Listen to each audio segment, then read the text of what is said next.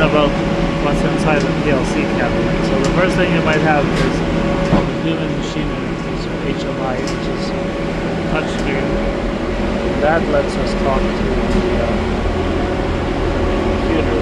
So this is a whole bunch of wires that inputs and outputs. This is a good example. So we got the computer, touchscreen is usually run on Ethernet, so it's got a cable, and then we've got everything, almost everything on PLC is mounted onto something called a bin rail, which is like, well, this is a bin rail, it's a standard height, so this bolts onto the back of the cabinet, and then all our stuff just snaps right onto it.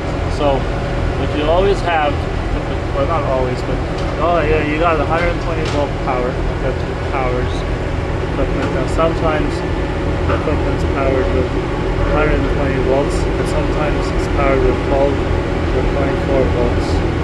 This is the brains of the operation, the Allen Bradley PLC. Now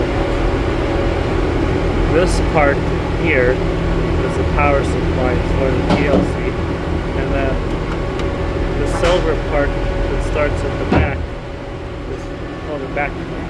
The back plane, in this case, this is modular PLC, or a Programmable Logic Controller. So this thing takes inputs, and the computer makes a decision, and then it gives us outputs. So we've got, in the PLC, we've got two types of inputs and two types of outputs. So we've got DC inputs, which are basically like yes or no, on and off. So is this contact open or closed?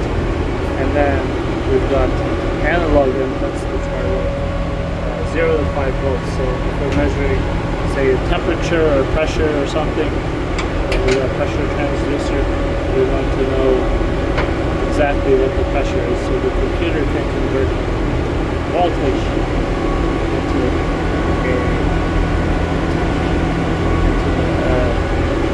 pressure or whatever parameter we're measuring. The backplane lets us, these are all modules, so we can add different pieces depending on our scenario. So we've got, in this case, we haven't used all the pieces, but whatever piece you add, you get the power and it can talk back to the computer. So here, we've got a computer. Sometimes you might have two computers for redundancy. And then we've got network, which is this PLC, talk back to the network switch.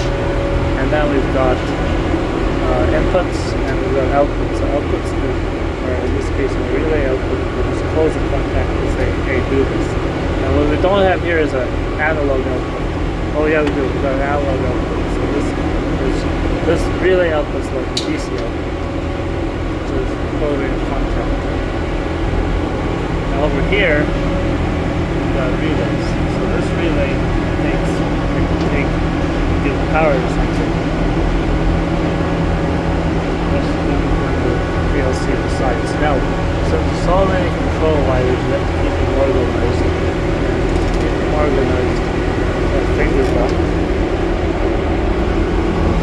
But we've also got a whole bunch of terminal blocks. These are all different terminal blocks.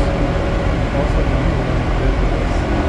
so every wire, if you look inside it, you can see we've got a whole bunch of wires.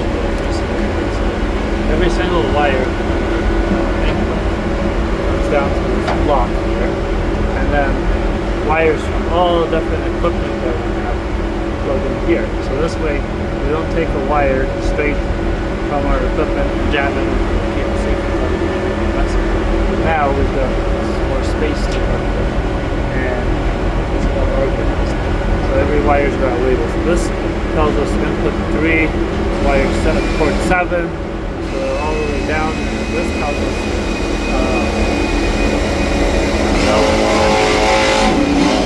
from. So I don't know what these specifically are, but wiring and all color codes. So, Watch your eyes. okay. I'm gonna do it.